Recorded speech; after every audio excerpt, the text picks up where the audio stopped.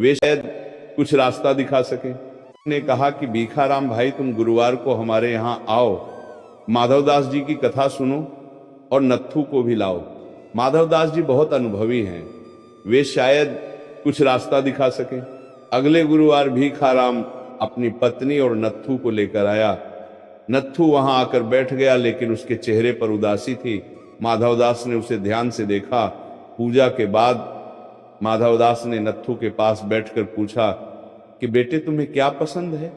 नत्थू ने कहा कि वैद्य जी, मुझे जंगल में घूमना पसंद है, मुझे पेड़ पौधे अच्छे लगते हैं, मुझे जड़ी बूटियां अच्छी लगती हैं, मैं उन्हें देखता हूं और सोचता हूं कि इनमें कितनी शक्ति है। माधवदास के चेहरे पर एक चमक आई। उन्होंने भीखाराम से कहा कि भाई, तुम्हारे बेटे को बुनाई नहीं करनी है, तुम्हारे बेटे को वैद्य बनना है। इसमें जो जिज्ञासा है, जो जड़ी बूटियों के प्रति लगाव है, यह अनमोल है। अगर इस प्रतिभा को सही दिशा मिले तो ये बच्चा एक दिन बहुत बड़ा वैद्य बनेगा। भीखाराम पहले तो हैरान हुआ, लेकिन फिर उसने कहा कि वैद्य जी, अगर आप कहते हैं तो मुझे विश्वास है, आप इसे सिखाइए। माधवदास ने नत्थू को अपना शिष्य बनाया। नत्थू ने इतनी लगन से पढ़ाई की कि माधवदास खुद चकित थे। जो बच्चा बुनाई के 1-2 घंटे में ऊब जाता था, वह जड़ी बूटियों का ज्ञान लेने के लिए सूर्यास्त तक बैठा रहता था। भीखाराम ने देखा और उसे एहसास हुआ कि उसका बेटा गलत नहीं था, वो बस वहां था जहां उसे होना चाहिए था। धनपुरा में धीरे धीरे एक और बात होने लगी। जिस गांव में पहले लोग एक दूसरे के दुख सुख से अनजान रहते थे, अब वहां एक अलग ही भावना जागने लगी थी। जब किसी के घर में कोई परेशानी होती तो लोग पहुंच जाते, जब किसी को मदद की जरूरत होती तो लोग बढ़कर मदद करते। ये बदलाव अचानक नहीं आया था, ये धीरे धीरे आया था उस पूजा से, उन कथाओं से, उन गुरुवारों की उस पवित्रता से जो नरपत सिंह के घर से शुरू होकर पूरे गांव में फैल गई थी। गांव में एक कुम्हार था जिसका नाम था दयाराम। दयाराम बर्तन बनाता था और उसके बर्तन बहुत टिकाऊ होते थे। लेकिन दयाराम के जीवन में एक बड़ी पीड़ा थी। उसकी पत्नी पारो वर्षों से बीमार थी। उसने बहुत इलाज करवाए, लेकिन कोई फायदा नहीं हुआ। पारो का शरीर दिन ब दिन कमजोर होता जा रहा था। दयाराम हर रात सोचता कि कैसे पारो ठीक हो। उसके पास बहुत पैसे नहीं थे, लेकिन जो भी था वो पारो के इलाज में लगाता था। एक दिन माधवदास को दयाराम के बारे में पता चला। वे स्वयं दयाराम के घर गए। उन्होंने पारो को देखा और जड़ी बूटियों से एक ऐसी औषधि बनाई जो उस रोग के लिए बहुत असरदार थी। उन्होंने कुछ महीनों तक पारो को यह औषधि दी। धीरे धीरे पारो में सुधार होने लगा। उसकी आंखों में जो बुझापन था वह कम होने लगा, उसके चेहरे पर रंग आने लगा। दयाराम ने जब ये देखा तो उसने माधवदास से कहा कि वैद्य जी, मैं आपका ये उपकार कैसे चुकाऊंगा? माधवदास ने कहा कि दयाराम, कोई उपकार नहीं हुआ, ये भगवान बृहस्पति की कृपा है, मैं तो बस उनका माध्यम हूं।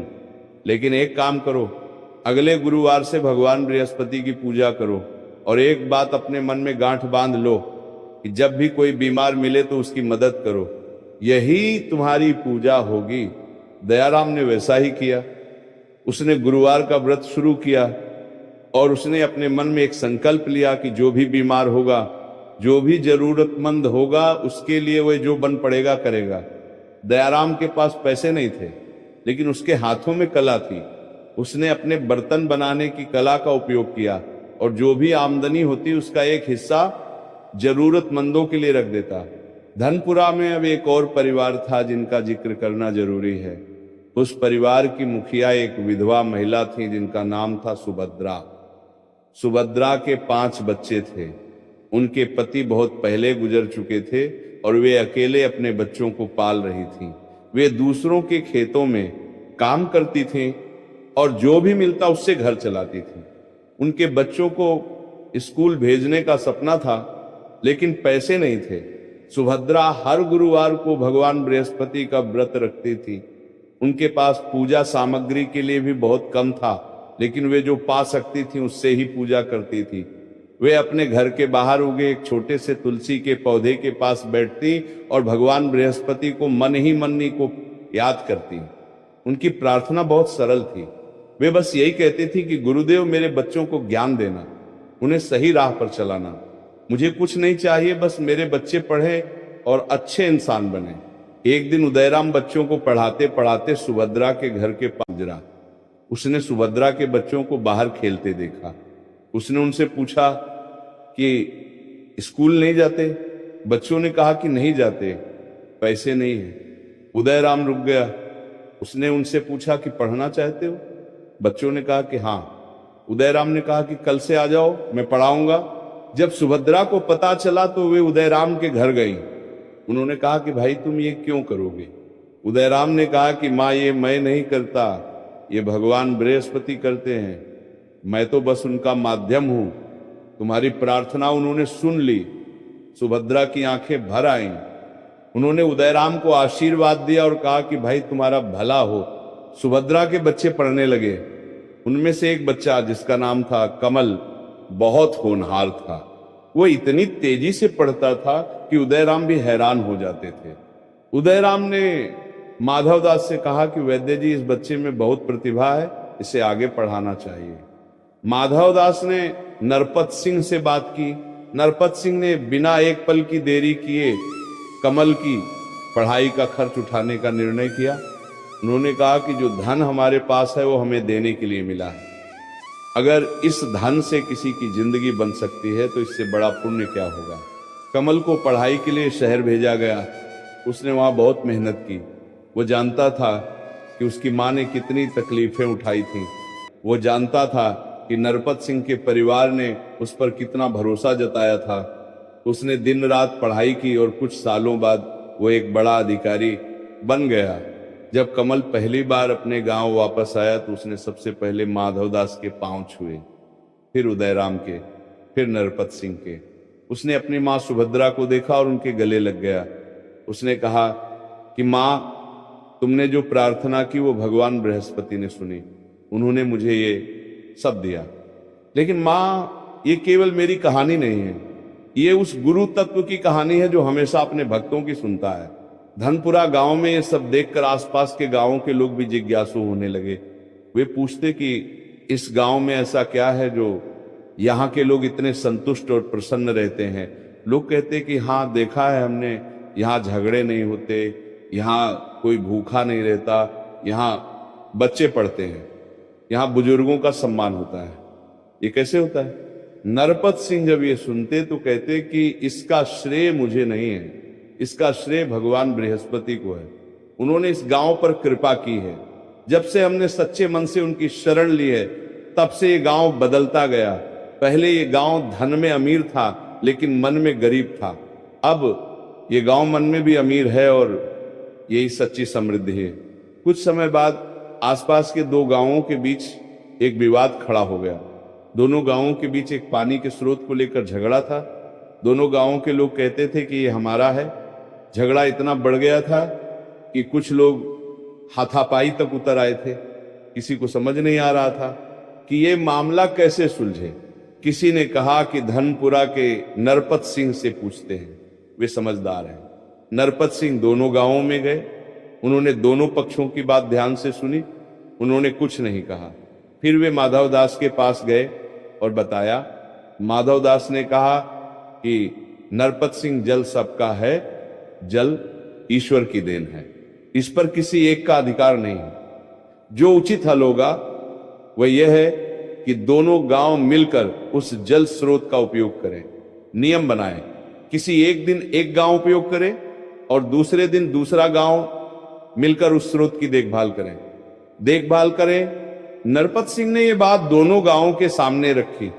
पहले तो कुछ लोगों ने विरोध किया, लेकिन धीरे धीरे सबने माना और जब वो समझौता हुआ तो दोनों गांवों के बुजुर्गों ने नरपत सिंह का शुक्रिया अदा किया। उन्होंने कहा कि तुमने जो किया वो बहुत बड़ी बात है।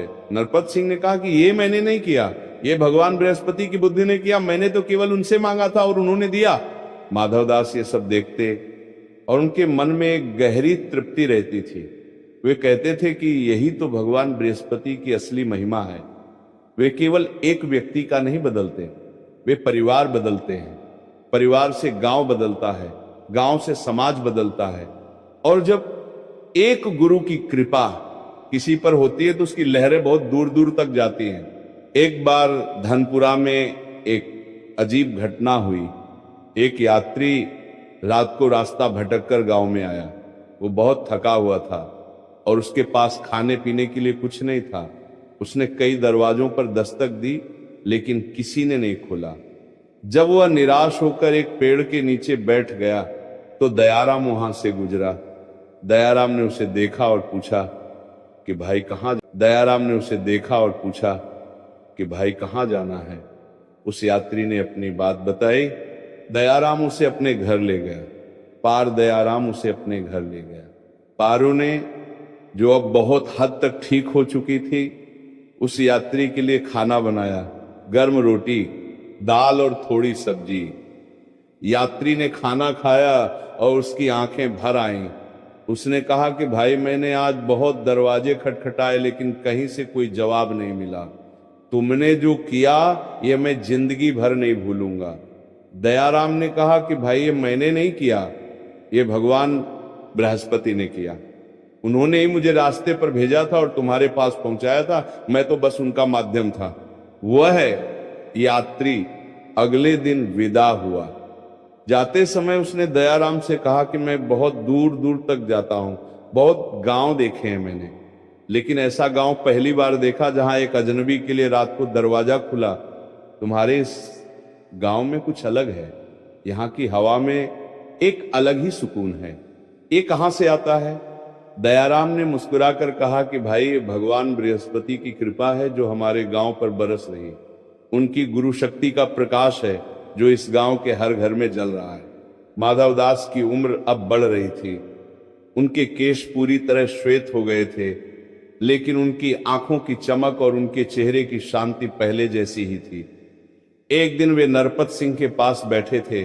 उन्होंने कहा कि नरपत सिंह, मेरी उम्र अब चली है, पता नहीं कितना और समय है। देश का रन के और समय हो गया अपने बोदे से, लेकिन एक बात जो मुझे सबसे अधिक संतोष देती है वह यह है कि ये गांव बदल गया। जब मैं इस गांव में आया था तब यहां केवल धन था। आज यहां ज्ञान भी है, प्रेम भी है और धर्म भी है। ये सब भगवान बृहस्पति की कृपा से हुआ। नरपत सिंह ने माधवदास का हाथ थामा और कहा कि वैद्य जी, ये आपकी कृपा से भी हुआ। आप न होते तो मुझे रास्ता नहीं मिलता। आप इस गांव के लिए भगवान बृहस्पति के दूत की तरह हैं। माधवदास ने कहा कि नरपत सिंह, ऐसा मत कहो, मैं तो एक साधारण वैद्य हूं, लेकिन एक बात जरूर कहूंगा, जो दीपक तुमने जलाया है उसे कभी बुझने मत देना। हर गुरुवार ये पूजा होती रहे, ये कथा सुनाई जाती रहे, पीढ़ी दर पीढ़ी ये परंपरा चलती रहे। जब तक इस गांव में यह दीपक जलता रहेगा तब तक इस गांव में भगवान बृहस्पति की कृपा बनी रहेगी। नरपत सिंह ने कहा कि वैद्य जी, मैं वादा करता हूं, जब तक मैं हूं यह परंपरा चलती रहेगी, और जब मैं नहीं रहूंगा तब मेरे बेटे इसे आगे ले जाएंगे। माधवदास ने कहा कि बस यही चाहता हूं। उस दिन के बाद से हरिभान, गिरधर और उदयराम ने यह संकल्प लिया कि यह परंपरा उनके घर में सदा चलती रहेगी। हरिभान के बेटों को उसने स्वयं गुरुवार की पूजा करना सिखाया। गिरधर ने अपनी बेटियों को यह बताया कि जब वे अपने घर जाएं तो वहां भी ये परंपरा शुरू करें। उदयराम ने, जो बच्चे उसके पास पढ़ने आते थे, उन्हें भी भगवान बृहस्पति की महिमा के बारे में बताया।